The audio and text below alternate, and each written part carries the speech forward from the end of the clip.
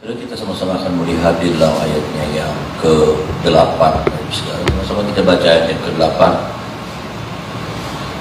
Ayat yang ke-8 sama-sama kita baca. 1, 2, 3. Ketika orang memilih Allah baru, maka terjadilah perang di pintu gerbang. Sesungguhnya perisai ataupun tombak tidak terlihat di antara 40.000 orang di Israel. Saudara, ini adalah sebuah pernyataan dari Deborah, saudara. Ya. Ini adalah pernyataan kesadaran bahwa ini yang sebetulnya jadi penyebab semua kekacauan terjadi, semua malapetaka di tengah-tengah Israel terjadi. Tekanan, himpitan, di mana dikatakan, saudaraku, tidak terlihat di antara perisai ataupun tombak, tidak terlihat di antara 40.000 orang di Israel. Bukan senjatanya tidak ada, tetapi mereka punya senjata, tetapi mereka tidak punya kemampuan untuk berperang. Mereka punya senjata, tetapi mereka tidak memiliki kekuatan untuk menang di dalam peperangan itu. Ketika mereka menghadapi musuh, maka semua yang ada, senjata-senjata itu sepertinya tidak punya kekuatan apa-apa. Apa yang terjadi sebetulnya, saudara? Apa yang menjadi penyebab dari semua? Kita melihat kitab Hakim-Hakim itu menceritakan tentang bagaimana Israel ditindas, dirugikan, dirampas kekayaannya, hasil buminya, semua hasil panennya. Mereka dimiskinkan, saudara, oleh musuh-musuh yang ada. Mereka dibuat menderita oleh musuh-musuh di sekitar mereka. Bukan karena musuh lebih kuat dari mereka, dan juga bukan karena mereka tidak punya kekuatan, tenaga, senjata untuk berperang, tapi karena memang Tuhan membuat semuanya itu terjadi. Kenapa, saudara? Kenapa mereka jadi bangsa yang tidak berdaya? Kalau saudara melihat pasal-pasal sebelumnya atau kitab-kitab sebelumnya, bagaimana mereka menjadi bangsa yang powerful. Amin, saudara. Ya, mereka bangsa yang tidak terkalahkan, menghadapi siapa saja mereka menang, menghadapi masalah apa saja mereka menang, menghadapi musuh sebesar apa saja, sebanyak apa saja, mereka pasti menang. Ada amin, saudara. Itu yang kita lihat. Ya, kalau saudara lihat dalam kitab Yosua, itu kemenangan demi kemenangan. Mereka menghadapi peperangan yang dahsyat sampai apa? Sampai Tuhan sendiri turun tangan kiri, malaikat Tuhan lempar batu kepada musuh-musuh Israel. Kenapa? Karena kalau tidak ditolong, saudara, mereka tidak berdaya, mereka pasti kalah. Artinya mereka tidak pernah dikalahkan oleh masalah. Mereka tidak pernah diinjak oleh masalah. Mereka yang mengalahkan masalah. Bisa bilang amin, saudara. Dan ini Bapak Ibu Saudara. Tapi kemudian di zaman hakim-hakim, saudara, maka semuanya berubah. Mereka jadi bangsa yang lemah, mereka jadi bangsa pecundang, mereka menjadi bangsa yang tidak punya kekuatan apa-apa. Bangsa-bangsa yang menekan mereka adalah bangsa-bangsa yang tadinya mereka kalahkan. Bangsa-bangsa yang sekarang menindas mereka, menjajah mereka, menjarak mereka, memiskinkan mereka adalah bangsa-bangsa yang tadinya mereka sudah kalahkan, mereka sudah hancurkan kekuatan. Tetapi memang mereka membiarkan, saudara, tidak dibasmi, tidak dibunuh semua, tapi dibiarkan hidup, saudara. Tetapi sebetulnya ini yang jadi penyebabnya, ini yang menjadi pernyataannya Deborah, ini juga yang harusnya menjadi sebuah peringatan buat saya dan saudara. Sama-sama kita baca ayat ini lagi, Bapak Ibu, supaya kita mengerti, ya saudara. Ayat yang ke-8, sama-sama kita baca. 1, 2, 3. Ketika orang Allah baru, maka terjadilah perang di pintu gerbang. Sesungguhnya perisai ataupun tombak tidak terlihat di antara 40.000 orang. Dimulai dengan kalimat apa, saudara? Ketika orang memilih Allah baru. Ketika Israel memilih Allah baru. Artinya apa? Mereka berpaling dari Allah yang sesungguhnya. Mereka meninggalkan dari Allah yang sesungguhnya. Mereka tidak lagi menyembah kepada Allah yang sesungguhnya. Mereka mencari alternatif Allah lain. Apa itu Allah? Allah itu sesuatu yang disanjung. Artinya mereka sedang mencari sesuatu yang disanjung, sesuatu yang baru untuk disanjung. Apa itu Allah? Allah itu satu pribadi yang harus diikuti. Artinya apa? Mereka sedang mencari satu pribadi yang lain untuk diikuti. Apa itu Allah? Allah itu ada sesuatu yang disembah. Artinya mereka mencari sesuatu yang baru untuk disembah. Apa itu Allah? Allah itu adalah sumber pengharapan, sumber pertolongan. Artinya mereka sedang mencari satu sumber yang lain untuk menolong, bisa menolong mereka. Dan disinilah awal semua malapetaka ini. Inilah yang menjadi penyebab dari semua masalah-masalah yang terjadi. Ketika apa? Ketika orang memilih Allah baru. Ketika ada sesuatu yang baru, yang bukan lagi Allah yang benar yang mereka andalkan, bukan Allah yang benar mereka sembah, bukan Allah yang benar yang bisa, yang mereka izinkan menjadi pemilik hidup mereka, tetapi ada sesuatu yang baru yang mereka izinkan jadi pemilik dan penguasa hidup mereka. Bukan lagi Allah yang benar, saudara, Yehova, Yahweh, Adonai itu, tetapi mereka sudah menyerahkan kepada satu pribadi yang lain untuk mengatur langkah hidup mereka.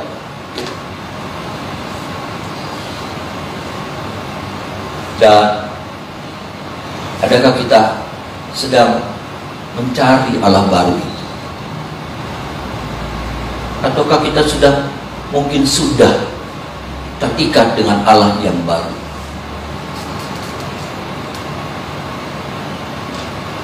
Ini yang sekarang jadi dambaannya kita.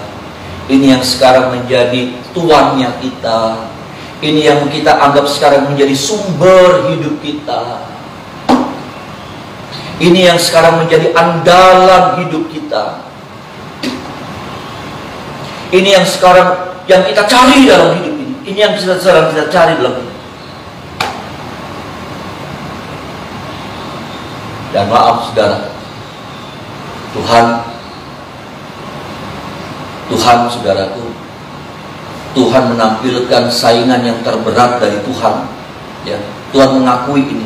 Ya saudara, Tuhan mengakui ada satu hal yang bisa menandingi Tuhan, yang bisa mencuri hati manusia, yang bisa memalingkan umat Tuhan dari Tuhannya sendiri. Apa itu saudara? Mamon. Mamon itu jadi Tuhan seringkali. Mamon itu seringkali itu yang membalikan seseorang dari Tuhan yang benar kepada sesuatu yang lain. Tuhan Mamon namanya. Mamon itu dewa. Dewa kesuburan, dewa kelimpahan, dewa keberhasilan. Dan seringkali saudaraku, ini yang tanpa kita sadar sedang kita jadikan Tuhan dalam hidup kita. Atau mungkin yang lain. Hati-hati, baik. Kenapa?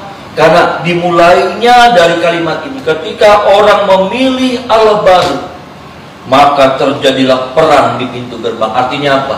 Ketika orang mulai berpaling, maka disitulah mulai terjadinya masalah. Pintu gerbang awal mula.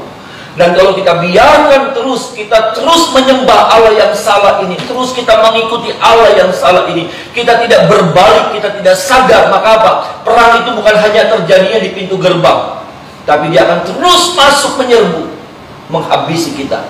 Seperti Israel. Israel tadinya cuma di depan, musuh cuma ada di depan, tapi sekarang musuh masuk sampai pada rumah mereka.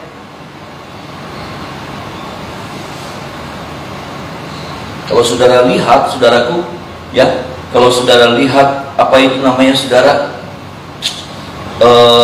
Sisera, ya, panglima perang itu, saudara, kalau sudah baca tadi Hakim pasal 5 sudah teliti, maka itu mengerikan. Karena Sisera itu, saudaraku, kalau dia perang, kalau dia ngalahin satu bangsa, dia ambil gadis-gadis, dan setiap orang dapat 2 gadis, dapat 2 wanita. Jarahannya itu. Ini kalau sudah baca nih, ya, dalam pasal yang kelima, setiap tentaranya mereka, tentaranya Sisera, anak buahnya, selalu dapat jatah 2 gadis. Ya, ambil. Artinya begini, perang itu bukan cuma ada di depan, perang itu sampai masuk di dalam rumah, sampai masuk pada ranjang, sampai masuk pada dapur, sampai semuanya hancur-hancuran.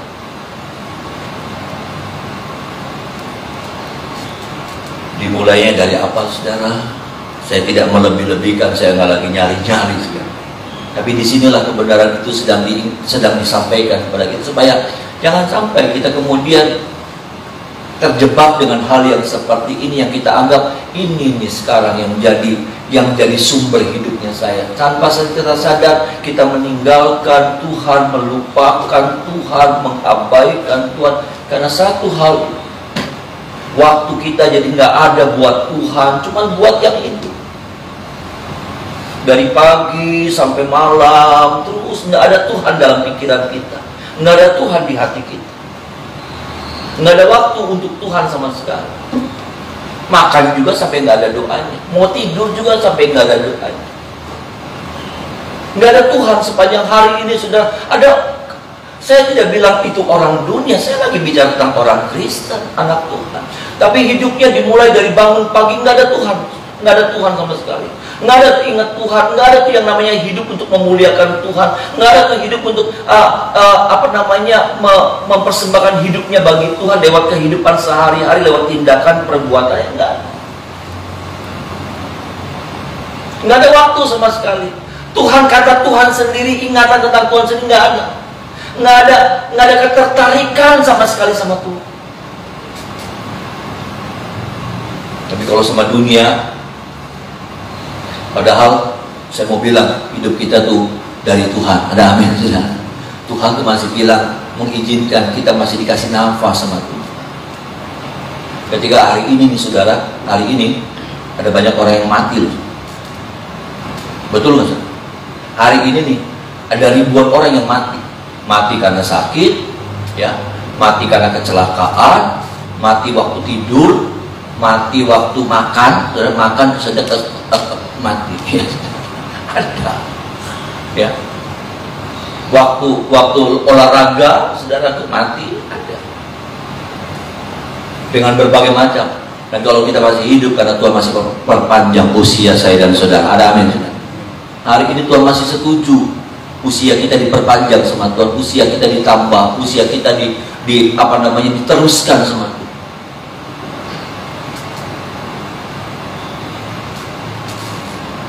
Mari, ayo sama-sama, saudara. Kalau hati kita sudah mulai berpaling, kita kembali berbalik kepada Tuhan. Ada amin, saudara. Kalau hati kita mulai menjauh, mulai kita mendekat lagi sama Tuhan. Kalau hati kita sudah tidak ada lagi yang namanya kerinduan sama Tuhan, Tuhan itu segalanya buat saya dan saudara. Ada amin, saudara. Tuhan itu segalanya. Saya percaya kenapa saudara cari Tuhan, karena saudara tahu, sadar bahwa Tuhan itu sumber hidup saudara. Ada amin, saudara. Tuhan yang beri nafas, Tuhan yang berkati kita, Tuhan yang jaga kita, Tuhan yang pelihara kita. Bisa saja terjadi hal-hal yang tidak kita inginkan terjadi di tempat usaha kita, di tempat kerja kita, pada anak-anak kita, itu bisa saja terjadi. Kalau sampai Tuhan tidak pagari hidup kita, makanya apa? Waktu Ayub, saudaraku, iblis bilang begini, ya, Tuhan banggakan Ayub. Lalu kemudian hal yang kedua, iblis datang lagi sama Tuhan. Tuhan, iya, oke, ya. Kalau dia taat, Ayub taat, karena Tuhan, Engkau yang jadi pagar perlindungan buat Ayub. Nah, sekarang aku minta, ya Tuhan, angkat pagar perlindungan itu dari hidup Ayub. Kita lihat apa yang nanti dia lakukan, apa yang dia ucapkan, apa yang dia buat. Pagarnya diangkat, Tuhan. Kemarin Engkau memuji Ayub karena pagarnya belum diangkat. Pagarnya sekarang diangkat. Dan waktu pagar itu diangkat, saudara tahu, waktu pagar itu diangkat, nah ini saudara, kalau pagar Tuhan dalam hidup kita diangkat, habis. Waktu Ayub pagar perlindungan Tuhan diangkat, lenyap. Itu kayak angin, kekuatan angin yang bukan lagi skala 3, saudara, skala 7. Nggak ada yang bisa berdiri, nggak ada yang bertahan dalam hidupnya Ayub. Anaknya, hartanya, semua kekayaannya habis, bahkan kehormatan Ayub habis. Cuma Tuhan bilang, jangan sentuh nyawanya. Hidup, tapi hidup, korengan, tumor.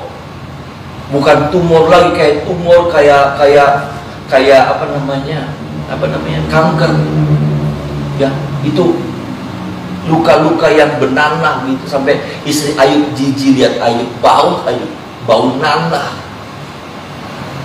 Satu nanah di sini aja bau sudah, apalagi sekujur tubuh sampai kepala, sampai telapak kaki. Itu makanya Ayub nggak bisa berbaring, berdiri salah, miring salah, karena semuanya bau. Tengkurap salah, semuanya salah. Kenapa? Apa yang terjadi dengan Ayub? Karena pagar itu diangkat. Jadi saya mau bilang begini, kalau saya dan saudara masih aman, baik-baik, karena Tuhan pagari hidup kita. Amin, saudara.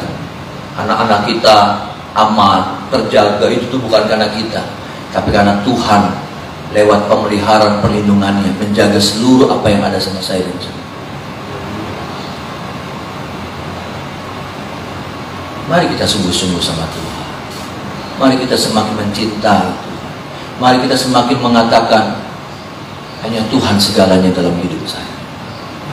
Bagian yang kedua, Bapak Ibu Saudara, cepat saja, ayat yang ke-15 sampai 18. Ayat 15 sampai 18. Sama-sama kita baca ayat-ayat ini, Saudara. Ayat 15 sampai 18. 1, 2, 3. Juga para pemimpin suku Isakar menyertai Deborah, dan seperti Isakar demikianlah Naftali menyertai Barak.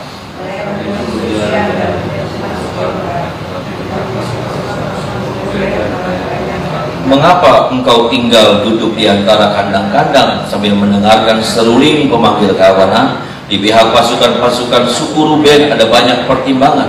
Orang Gilead tinggal diam di seberang sungai Yordan, dan suku Dan, mengapa mereka tinggal dekat kapal-kapal? Suku Aser duduk di tepi pantai laut, tinggal diam di teluk-teluknya. Tetapi suku Sebulon ialah bangsa yang berani mempertaruhkan nyawanya. Demikian juga suku Naftali di tempat-tempat tinggi di batu. Saudara, kalau saudara melihat, saudara itu ternyata kalau kita melihat ada orang-orang yang nggak peduli. Ada orang-orang yang merasa nggak terpanggil. Karena saat itu sebetulnya saudara seharusnya mereka bersatu padu. Mereka memiliki semangat yang sama. Untuk apa? Berperang. Melawan penindasan, melawan musuh yang sedang menginjak hidup mereka, yang sedang menghancurkan mereka, saudaraku, ya. Ya, orang-orang Kanaan sedang merajalela, sedang menyengsarakan mereka. Tapi ada orang-orang yang ada suku-suku yang udah. Mereka dengan apa yang ada sama mereka nggak mau ambil resiko gitu. Mereka nggak mau ambil resiko, Bapak Ibu Saudara. Ya, mereka tidak mau susah-susah. Ketika ada orang-orang yang suku Isakar katanya menyertai Deborah, saudaraku, ya. Ayo, Deborah ajak mereka berperang. Ayo sama-sama. Ayo kita sama-sama lawan orang-orang Kanaan. Tetapi kemudian saudaraku, kalau saudara melihat ada suku Ruben yang dikatakan ada banyak pertimbangan. Aduh, pribadinya.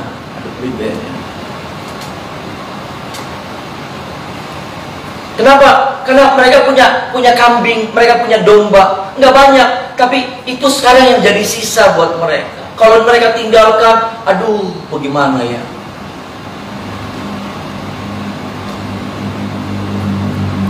Belum lagi ada orang-orang Gilead, saudaraku, yang tinggal di seberang sungai Yordan dan suku Dan. Ya saudara, mereka tinggal di kapal-kapal karena mereka bagian pantai, tinggalnya di daerah pantai. Mereka nggak peduli, udahlah itu urusan saya mah nggak terlalu kepengaruh juga. Saya masih bisa cari ikan. Ada orang-orang yang seperti ini, ada orang-orang yang sepertinya tidak terpanggil, ada orang-orang yang merasa cuek, ada orang-orang yang nggak peduli.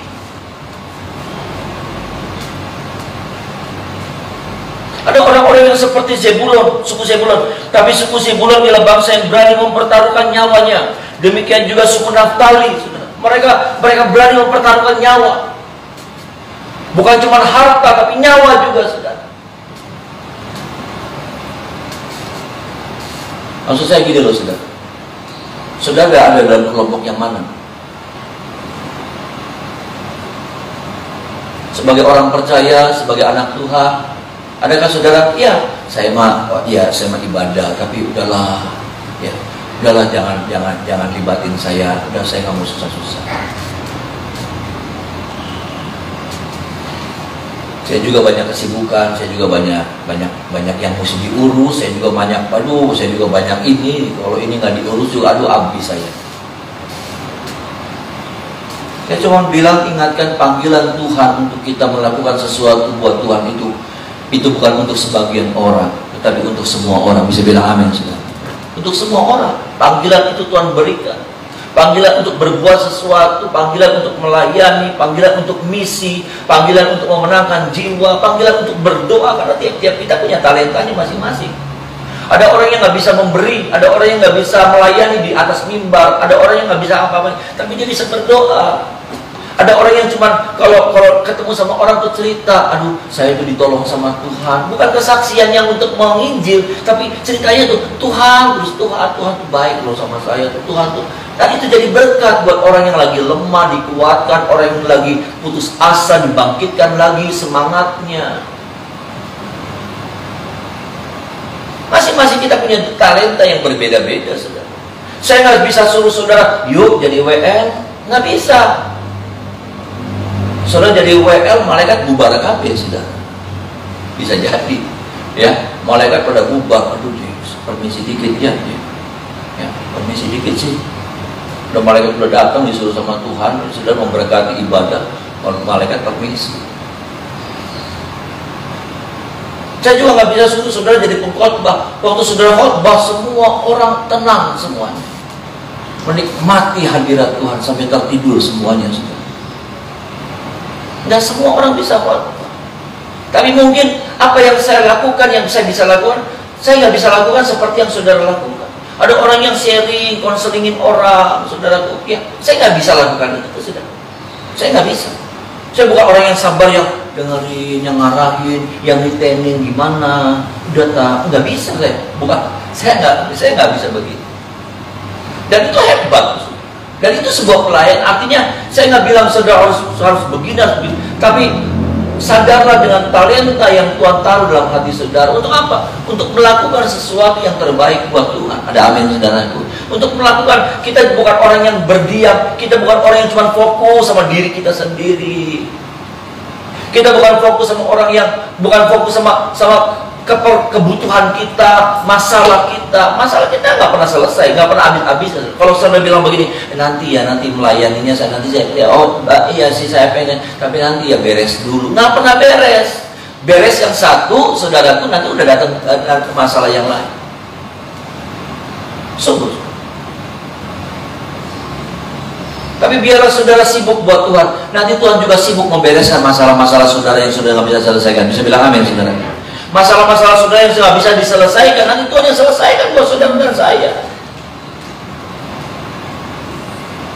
Biarlah kita punya waktu buat Tuhan. Biarlah kita punya energi kita kasih buat Tuhan. Apa yang kita bisa, saya tidak tahu, saudara.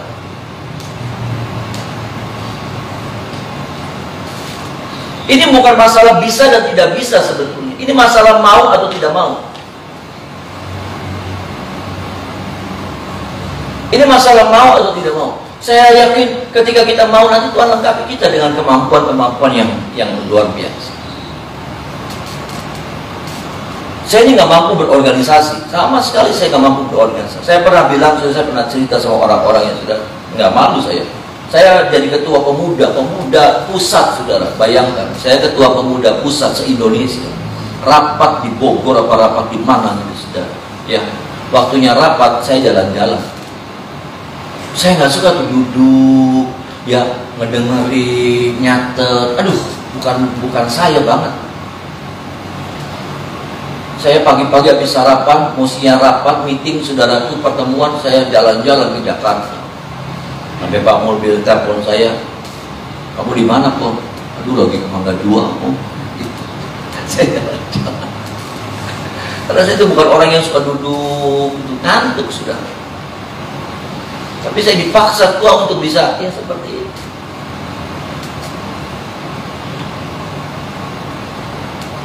Ayo saudara, waktunya udah gak panjang lagi, waktunya gak banyak lagi untuk kita bisa berbuat sesuatu sama Tuhan. Apakah perang secara umum itu selesai, artinya di dunia selesai, Tuhan Yesus datang? Atau perang dalam hidup kita selesai? Ini kan bicara perang. Ada satu saat perang kita akan selesai. Kematian datang sama kita, perang itu selesai. Dimana kita mau berjuang sudah gak ada, udah gak bisa lagi. Bahkan firman Tuhan pernah bilang begini, bekerjalah bekerjalah selama hari masih siang, akan datang malam katanya. Dimana setiap orang udah gak bisa berbuat apa-apa lagi, terbatas. Malam itu apa? Seringkali saya katakan, malam itu adalah keterbatasan tubuh kita. Kita mau bergerak aja mesti dituntun orang. Kita mau makan aja mesti disuapin orang. Kita mau minum aja mesti diambilin orang, dipegangin minuman. Lalu kemudian ada orang-orang bilang begini, ada satu orang, aduh ompo, pengen si ompo. Betul saudara. Ada satu orang telepon sama saya. Setiap kali saya ketemu, oh yuk ibadah yuk, oh ibadah yuk, iya Allah. Nggak nolak, nggak marah. Ada orang yang marah saudara, yang mukanya langsung nggak suka. Tapi ini orang yang baik, iya Allah, iya pasti. Tapi belum pernah marah, belum pernah ngereja. Suatu saat saya kaget, saya ditelepon saudara sama adiknya, ya saudara, sama adiknya telepon, om tolong siapa ini, oh udah parah, om udah parah. Saya mau nggak datang, saya kesel sudah, nggak mau datang saya, dijemput saya, akhirnya saya datang. Aduh, pegang-pegangin tangan saya, jantungnya udah keganggu, buat napas udah, oh jangan banyak ngomong,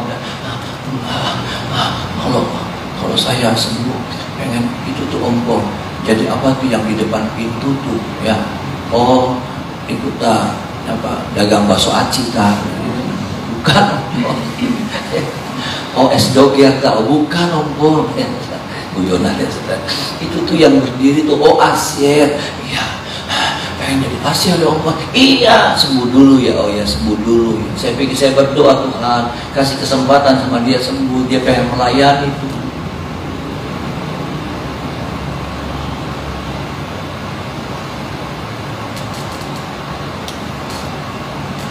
Dan ada kesempatan.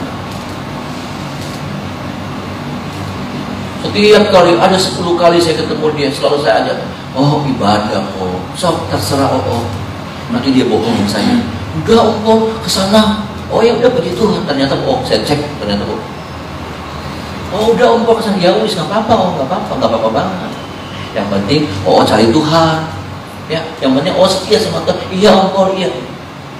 Dia jauh lebih tua, biasa kan saudara kalau pendeta dipanggilnya om, jadi om. Tapi satu saat dia pengen lakukan itu, gelap itu sudah datang, malam itu sudah datang. Adakah kita sadar? Tapi ketika malam itu sudah datang, pengen. Ada satu kesaksian hebat kemarin. Aduh, saya bangga sekali.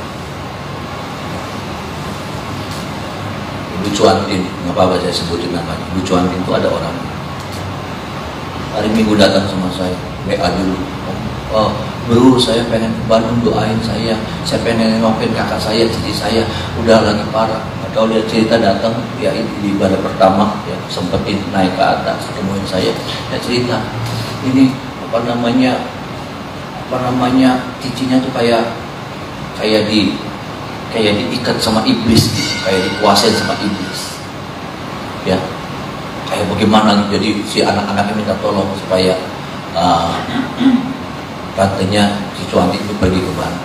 Saya bilang, saya nggak tahu, oh ya waktu itu saya belum tahu ya masalahnya ya. Saya cuma berdoa, Tuhan, biarlah hambamu ini jadi berkat di sana. Ya, biarlah hambamu ini hadir. Saya juga nggak ngerti sakitnya sakit apa. Nanti setelah itu baru cerita. Hadir jadi berkat di sana. Berangkat. Saya juga nggak tahu doa saya seperti itu. Saya bukan cuma berdoa buat penyertaan Tuhan dalam perjalanan, tapi saya berdoa buat supaya hamba-Mu ini jadi berkat. Benar saudara.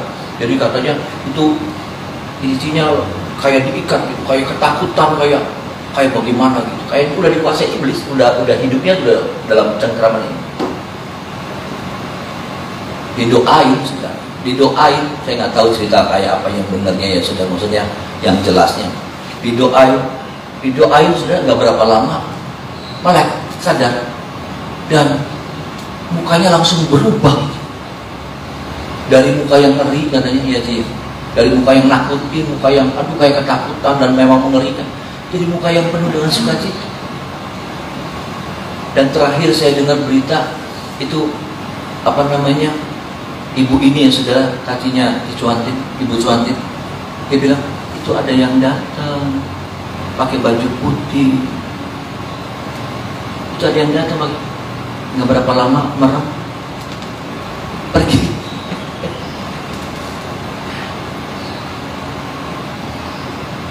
Itu kalau Tuhan gak suruh ini hambanya datang, sudah satu jiwa melayang hilang.